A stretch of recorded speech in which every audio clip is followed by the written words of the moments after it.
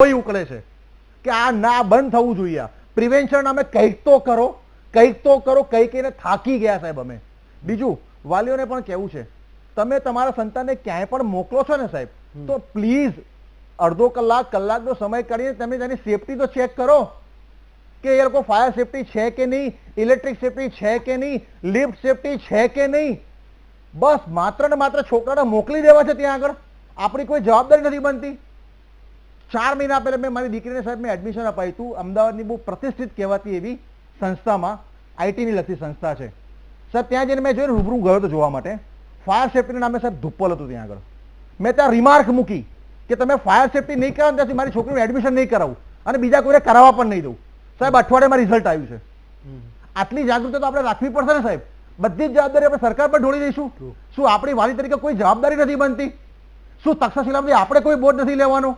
શું સાલી તક્ષશિલાના વાલીનો આપણે દોષ કાઢવો છે? આપણો કોઈ દોષ નથી. જવાબદાર સાહેબ આગનો બનાવ બને ને તો કોઈ એક વ્યક્તિ જવાબદાર નથી હોતું સાહેબ, આખી સિસ્ટમ છે. બહુ સારું. એમાં ફાયર ઓફિસર પણ આવી ગયા, ફાયર એનઓસી વાળા ઇસ્યુ કરવાવાળા ઓફિસર પણ આવી ગયા, સરકારશ્રીનું તંત્ર પણ આવી ગયું, અને સૌથી મોટી જવાબદારી સાહેબ વારંવાર કહું છું ગુજરાત સ્ટેટ ફાયર પ્રિવેન્શન ડિપાર્ટમેન્ટના વડાની છે. આજે એમને 9 મહિના થયા સાહેબ આ વસ્તુ પર, આ પોઝિશન પર આવ્યા પર. શું કર્યું 9 મહિનામાં એમણે? અને મેં અહેવાલ આપ્યો છે એમને, અહેવાલો જવાબ સુધા નથી આપ્યો અમને. જગદીશભાઈ, એક સવાલ એ છે કે જ્યારે 2021માં એ હોસ્પિટલની ઘટના બની, 6 લોકોના મોત થયા, સુપ્રીમ કોર્ટે એવું કીધું કે તમે જો હું ICMRની ગાઈડલાઈનને ફોલો કરવા જાઉં તો ગુજરાતની 80% હોસ્પિટલ એમાં ICU તમારે બંધ કરી દેવા પડે. માનો કે એ વાત રાજકોટમાં પણ બની હતી, એ વાત અમદાવાદમાં પણ બની હતી. સીધો મુદ્દો ફાયર સેફટીનો હતો. તો કદાચ એ વખતે કોઈએ બોધ લીધો હોત આજથી 3 વર્ષ પહેલા, તો કદાચ રાજકોટમાં આ બની એ ઘટના ના બની હોત. કોઈ એક ફાયર ઓફિસર, જે મિલિંદભાઈએ કીધું કે એનામાં રામ વસો હોત, તો એણે ઓફિસમાં બેઠા બેઠા એનું સર્ટિફિકેટ ના આપ્યું હોત અને આ કરુણાંતિકા ન બની હોત. મને બરાબર ખબર છે કે ફાયર સેફટી એ વૈજ્ઞાનિક વિષય છે. તમે જે વાયર નાખો એના પણ સ્ટાન્ડર્ડ છે કે તમે કયા પ્રકારનું બાંધકામ કરો છો તો એમાં તમારે કયા પ્રકારનું વાયરિંગ કરવું જોઈએ. તમે કન્સીલ કરો છો તો કન્સીલમાં શું મટીરિયલ વપરાવવું જોઈએ એ મને બરાબર ખબર છે. જો ખરેખર રાજકોટ મહાનગરપાલિકાના એ ફાયર વિભાગમાં રામ વૈસા હોત તો આજે 20 લોકોને બચાવી શક્યા હોત અને આ કરુણાંતિકા વિશે આપણે લોકો દુઃખ વ્યક્ત ના કરતા હોત. જગદીશભાઈ. હેમંતભાઈ, તમારા પ્રશ્નોના જવાબ આપું અને આ સિચ્યુએશનને બધા સમજી શકે એટલે કહું છું. પહેલામાં પહેલી વાત તો આજે જ્યાં આગ લાગી અને 22 થી 24 જેટલા લોકો અકાલે મૃત્યુ પામ્યા, એને ફાયર એનઓસી મળ્યું નહોતું, એને લીધું નતું, એમનેમ ચાલતું હતું. અને આપણે બધા જ જાણીએ છીએ કે એમનેમ શું કામ ચાલે? કારણ કે જેને કઈ પણ ખીચામાં કે મોઢામાં મગ ભરી દ્યો એટલે એને બીજા કોઈના છોકરા છૈયા કે કોઈના માવતરની કાંઈ પડી હોતી નથી. હવે આ ફાયર એનઓસી વગર તો પેલા આ ચાલતું હતું. તમે પોતે અત્યારે સ્ક્રીન ઉપર બતાવી રહ્યા છો કે સડી ગયેલા ટાયર જુઓ, કેટલા બધા ટાયર જે છે સડી ગયેલા એ જ્યાંથી હટાવવામાં આવી રહ્યા છે. આગ પણ સડી ગયેલા ટાયરમાં જ લાગી છે અને એને કારણે અનેક લોકો, બાળકો વધુ એનો ભોગ બન્યા છે. હવે તમે જે વાત કરી છે એની તમને કહું છું. અત્યારે શું થાય છે, એક તો આવક ભયંકર હોવાને કારણે કોઈ પણ પ્રકારનું એવું કન્સ્ટ્રક્શન નથી કરવામાં આવતું કે જેમાં સલામતી હોય, બલકે એવું કરવામાં આવે કે આપણે કહીએ છીએ ને કે પોટાશ જેવો વર્તમાન છે અને કમનસીબે આપણી રૂની દુકાન છે. અત્યારે એક તો પીઓપી જેવું આપણે કરીએ છીએ, પીઓપી, એ પીઓપી પણ એ જ છે. થોડુંક માત્ર ને માત્ર જો સ્પાર્ક થાય તો પીઓપી માં તાત્કાલિક આગ પકડી જાય છે. પછી એક વિનિયર નામનું ફર્નિચર આવે છે, વિનિયર નામનું ફર્નિચર આવે છે. એ કેવું લાગે કે તમે એને જો માથે કલર કરી દો તો જાણે એમ લાગે કે શીશમનું કોઈ જે લાકડું હોય ને એવું લાગે. વાસ્તવમાં એ ભૂસું હોય છે કાયદેસરનું, અને આગ લાગે એટલે ઇમિડિયેટલી સળગી જાય પુઠ્ઠાની જેમ. એ વિનિયર એનું અત્યારે આમાં ચાલી રહ્યું છે. અને બીજું ટાયર સહિતની બાકીની બધી જે છે એ એલિવેશન માટે મૂકવામાં આવે છે. જે ત્રણેય બાબતનો અહીંયા ભરપૂર ઉપયોગ કરવામાં આવ્યો હતો.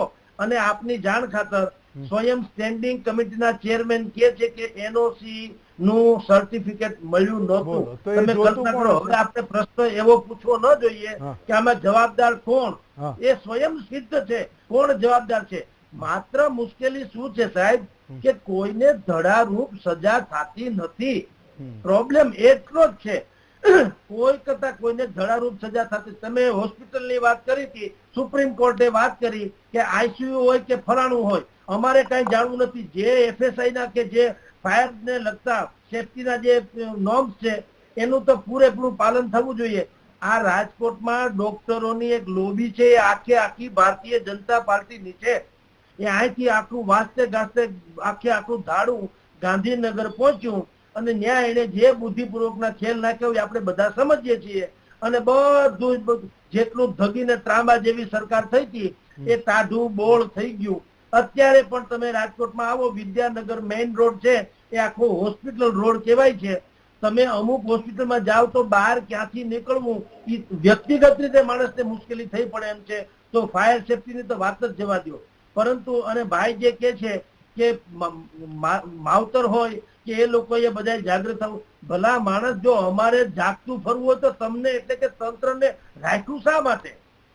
જો બધું જ અમારે જ કરવાનું હોય તો તમે શેના પગાર ખાવ છો? એમ મારું કહેવાનું છે. સવાલ એટલું છે, લોકોએ હવે લોકો શું કરે? આપણી પાસે મત આપ્યા પછી વિડ્રો કરવાની ક્ષમતા તો છે નહીં. મત દઈ દીધા એટલે લાચાર. એટલે પ્રજાનો વાંક નહીં કાઢવાનો. હું તો એમ કઉ છું કે તંત્ર વાહકોને જ્યાં સુધી ધડારૂપ સજા નથી થતી ત્યાં સુધી આવું બધું ચાલ્યા કરવાનું. આજે તક્ષશિલા થયું હતું, પછી મોરબી કાંડ થયું હતું, વડોદરામાં હરણીની બોટ ઓલી થઈ ગઈ હતી, અમદાવાદમાં મોલ સળગી ગયો, રાજકોટમાં હોસ્પિટલ સળગી, અત્યારે આ તમે જે કહો છો ગેમ ઝોન, આ બધી જ ઘટનાઓ ઘટે છે. તમામના જવાન થી માંડીને કંધોતર જેવા દીકરા કે કુળદેપક હોય આમને આમ બળીને ખાક થઈ જાય છે. અને હરામ છે જો કોઈના પેટનું પાણી હલતું હોય તો કોક લોકો ટ્વીટ કરશે, સરકાર 2-5-10 લાખના પડીકા ફેંકી દેશે. અને આ જેટલા અધિકારીઓ અત્યારે ટીવીના મીડિયા સામે પોતે ભાષણ આપી રહ્યા છે અને બધી સુફિયાણી વાતો કરી રહ્યા છે, એમાંથી હરામ બરોબર જો કોઈને કાંઈ થાય એમ હોય તો. એટલે સવાલ સાહેબ એવું છે, નગરોળ તંત્ર થઈ ગયું છે, લાચાર પ્રજા છે અને સરકારને ખબર છે કે વિપક્ષ નામે કઈ છે નહીં, આપણે બધું જ હડપ કરી લીધું છે, હુક એન્ડ કુક. એટલે આપણને કોઈ કેનાર છે નહીં. એટલે અત્યારે તમને કહું, રામરાજ આવે કે ન આવે, અત્યારે બધું રામ ભરોસે છે. ભગવાન બચાવે આ ગુજરાતને, એવી સ્થિતિ છે. હેમંતભાઈ બોલો. મારી વાતનું ખોટું અર્થઘટન ના કરશો. મને સંચાલક સાહેબે મને કીધું કોણ જવાબદાર, એટલે મેં માત્ર પ્રજાને જવાબદાર નથી ગણી, મેં સરકારને પણ જવાબદાર ગણી છે. તમે સરકારમાં કામ કરો ના, છો પણ ના. જગદીશભાઈ મિલિંદભાઈ એ પોતે ફાયર કન્સલ્ટન્ટ છે ને, આ અવેરનેસ નું ખૂબ મોટું કામ કરે છે. કેરી ઓન. હા, તમારો જવાબ પૂરો કરો. હા, એટલે મેં માત્ર વાલીઓને જવાબદાર નથી ગણ્યા. વાલીઓ તો દુઃખી છે અત્યારે, પણ મેં એ તક્ષશિલામાંથી જો દરેક વાલીએ ધડો લેવાની જરૂર હતી, જેમ સરકારે ધડો લેવાની જરૂર હતી ને વાલીઓ પણ ધડો લેવાની જરૂર છે. આ ફાયર ડિપાર્ટમેન્ટ ધડો લેવાની જરૂર છે જ, પણ એ ક્યારે લીધું નથી. હજી હાલની તારીખમાં જગદીશભાઈ તમારી જાણ ખાતર કહું, હજી પણ એવા ફાયર ઓફિસરો છે અમદાવાદમાં. મેં તમારી જાણ ખાતર કહું કે ગુજરાતનો સૌથી પહેલો સ્ટિંગ ઓપરેશન ફાયર ડિપાર્ટમેન્ટનું મેં કરેલું છે. લાંચ લેતા અધિકારીને મેં પકડાવ્યા છે, સસ્પેન્ડ કરીને ટર્મિનેટ કરાયા છે. હજી પણ તેમ છતાં આ બીક દૂર નથી થઈ અમારા જેવા લોકોની, અને લોકો હજી પણ લાંચ હજી પણ લોકો આરટીઆઈ કરીને, લેટેસ્ટ એક્ઝામ્પલ એવું છે, લોકો ફાયર ઓફિસર જાતે રહીને આરટીઆઈ કરાવે છે અને ત્યાં જઈને તોડબાજી કરે છે. આના પુરાવા પણ છે અમારી જોડે. એટલે એવું નથી સાહેબ, અમે જ્યાં જેની જવાબદારી બુક છે આપણે નિખાલસ સ્વીકારવી પડશે. સરકારની પણ જવાબદારી છે અને આપણી પણ જવાબદારી છે. ચાલો, એ વાત બ્રેક પછી સમજીશું કે વાસ્તવમાં કોઈ ફાયર સેફટીના પરમિશન, હા હું આવું પ્રતિબેન એક બ્રેક લેવો પડશે, કે વાસ્તવમાં કોઈ એક એસ્ટાબ્લિશમેન્ટ કોઈએ કરી નાખ્યું અને ફાયર સેફટીના એ વિભાગ સુધી કોઈ પરમિશન લેવા માટે પહોંચતું જ નથી, તો કોણ ધ્યાન રાખે? ત્યાં જઈને કોઈ પૂછે, જોવે, ઇન્સ્પેક્શન કરે કે આ બિલ્ડિંગમાં કોઈ ફાયર સેફટી માટે કંઈ સાધનો લગાવ્યા છે કે નથી લગાવ્યા. એક બ્રેક લઈએ, બ્રેક પછી પાછા આવી.